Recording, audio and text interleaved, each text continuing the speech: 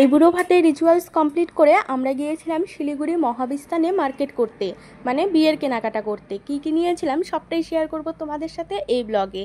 তোমরা এর আগের রিসেপশনের শপিং ব্লগটাতে অনেক ভালোবাসা দিয়েছো, আশা করছি আমার বিয়ের শপিং ব্লগটাতেও তোমরা অনেক অনেক ভালোবাসা দেবে। যাই হোক, হ্যালো এভরিওয়ান, কেমন আছো তোমরা সবাই? আশা করছি তোমরা সবাই খুব ভালো আছো, আমিও খুব ভালো আছি।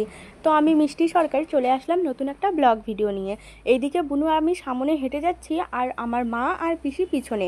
আমরা এখন ডিরেক্ট শপিংয়ে যাব না, আমরা যাব প্রথমে আমার কাকার বাড়িতে। তোমরা যারা যারা আমার ব্লগ আগের থেকে দেখো তোমরা কম বেশি অনেকেই জানো আমার কাকার বাড়ি শিলিগুড়ি ঝঙ্কার মোড়ে। তো সেখানেই যাওয়ার জন্য কিন্তু আমরা বেরিয়ে পড়েছি। আবার শিলিগুড়িতে আমার একটা পিসির বাড়িও রয়েছে, মানে আরও একটা পিসির বাড়ি রয়েছে, কিন্তু সেই পিসির বাড়িতে আমি কোনোদিনও যাইনি। এইদিকে আমার বাবা আর পিসা গেছে সেখানে নিমন্ত্রণ করতে। আমরা যে শুধু কাকার বাড়িতে যাব শপিং করব সেটা কিন্তু নয়, তার সাথে আমার দিদির বাড়িতেও যাব। দিদির বাড়ি শিলিগুড়ি ফুলেশ্বরীতে। তো যাই হোক, চলো, অনেক কিছু শেয়ার করার আছে তোমাদের সাথে, সবটাই শেয়ার করব তোমরা যদি শেষ পর্যন্ত ব্লগটা দেখতে থাকো। আমরা যাচ্ছিলাম ঠিকই, কিন্তু সেই টাইমটাতে আমার মার শরীর অনেক অসুস্থ ছিল, মানে মার অনেক সর্দি জ্বর হয়েছে, মানে মা কিছুতেই কথা বলতে পারছিল না, প্লাস মাথাও উঠাতে পারছিল না। সেই কারণে আমার ভিডিও করার মুডটাই নষ্ট হয়ে গেছিলো। যতটুকু টোটোতে গেছি ততটুকুই তোমাদের সাথে ক্যাপচার করেছি।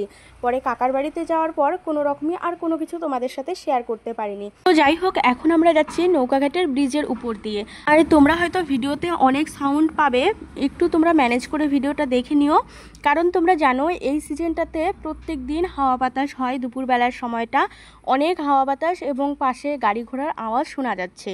তো যাই হোক, তারপর কাকার বাড়িতে গিয়েছিলাম। কাকার বাড়িতে কিছুক্ষণ সময় বসে বাবাও এসেছিল ওখানে, কাকাকে নিমন্ত্রণ করে তারপর কাকা কাকি সবাই মিলে বেরিয়ে পড়েছি শপিংয়ে। আর ততক্ষণে মায়ের জন্য ভালো ওষুধ নেওয়া হয়েছে এবং মায়ের শরীরটাও একটু ঠিক হয়েছে। তো শপিংয়ে ঢুকেই সবার প্রথম আমরা বেনারসি দেখছিলাম, মানে আমার বিয়ের বেনারসি। তো এখানে আমাকে যত রকমের বেনারসি দেখাচ্ছিল সব লাল প্রিন্টের উপর। সবাই আমাকে বলছিল লাল ছাড়া অন্য কোনো প্রিন্টেরও দেখ, লাল কালার ছাড়া। তো আমি সবাইকে বলছিলাম যে না, আমার অনেক দিনের স্বপ্ন আমার এই স্পেশাল দিনটাতে বা আমার এই বিশেষ দিনে আমি একটা লাল টুকটুকে বউ সাজবো। পরনে লাল শাড়ি, মাথায় লাল ওড়না, ঠোঁটে লাল লিপস্টিক, এরকম একটা সুন্দর একটা ভাবনা চিন্তা করে রেখেছিলাম। আমি যেমন যেমন দেখাতে বলছিলাম ঠিক তেমন তেমনই দেখাচ্ছিল, কিন্তু কিছুতেই কেন জানি না আমার কালারগুলো একদমই পছন্দ হচ্ছিল না। লালের মধ্যেও অনেক ভাব থাকে এবং লালের মধ্যেও অনেক প্রিন্ট থাকে, তো আমি যেটা চাইছিলাম সেটা আমি কিছুতেই পাচ্ছিলাম না। তো দেখো এই লালটা তাও মোটামুটি ভালো লেগেছিল আমার। তো তবুও মানে সেরকম একটা মনের মধ্যে যে লাগবে, মনের মতো যে হবে সেরকম একটা ব্যাপার ছিল না। তো যাই হোক, এখানে অনেক অনেক শাড়ি দেখিয়েছিল, প্রায় শাড়ির একটা ঢিপি বের করেছিল। সবার অন্যান্য শাড়ি পছন্দ হচ্ছিল, কিন্তু আমি যেটা নিব আমার সেরকম কোনো কিছুই মনে ধরছিল না। তো অনেক দেখার পর ফাইনালি এসে আমার একটা শাড়ি পছন্দ হয়।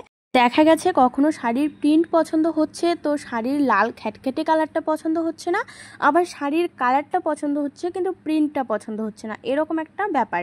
তো তারপর ফাইনালি এসে আমার একটা শাড়ি মনের মধ্যে ধরেছিল, কিন্তু কোনটা শাড়ি তোমরা পরে আমার বিয়েতেই দেখতে পারবে আমি কোনটা পছন্দ করে নিয়েছিলাম। আর শাড়ির পরেই ওড়নার পালা।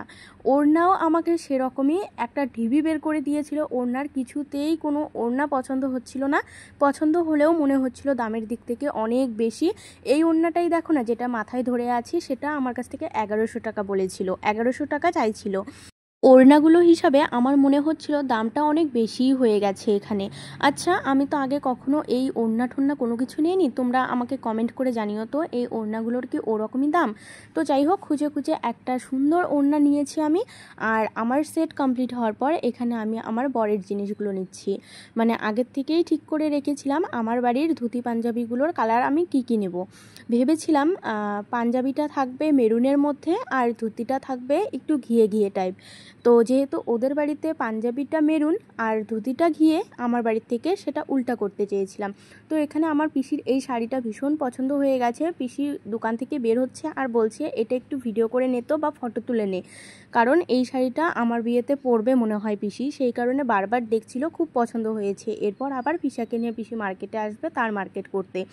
তো যাই হোক, এইদিকে দেখো মার্কেটের কি অবস্থা। তখন কিন্তু রাত্রি 10টা বাজে, এত ভিড় এত ভিড়, কি বলবো। আর সামনেই দেখি একটা দোকানে নয়, অনেক দোকানে সেল দিয়েছে।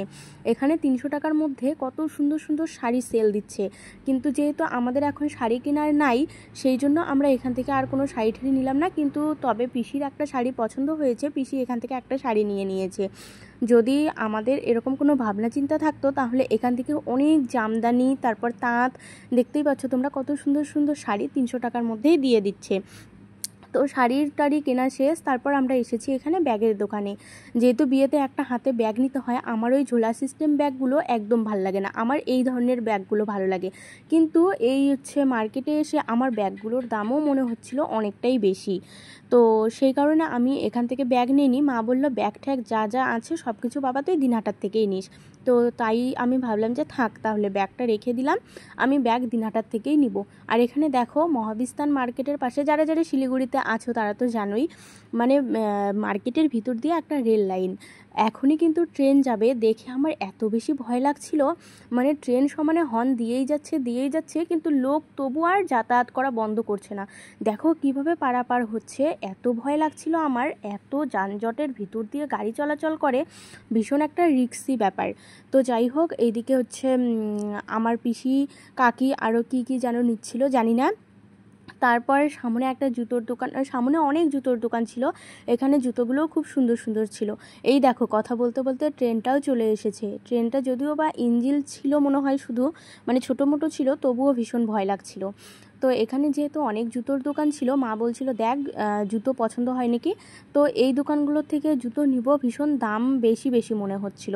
তো অনেক কয়েকটা দোকান দেখেছি, দেখার পর অন্য একটা দোকানে গিয়ে আমার একজোড়া জুতো পছন্দ হয় এবং আমি একজোড়া জুতো নিয়ে নিই। তো এখন আমরা রাত্রি 10টার দিকে যাচ্ছি ফুলেশ্বরীতে আমার দিদির বাড়িতে। তো আজকে আমরা রাত্রেবেলা এখানে যদিও থাকবো না, কালকে ভোরবেলা আসবো। তো আজকের ব্লগটা আমি এখানেই শেষ করছি, তোমাদের সাথে নেক্সট ব্লগে দেখা হবে। চলো টাটা।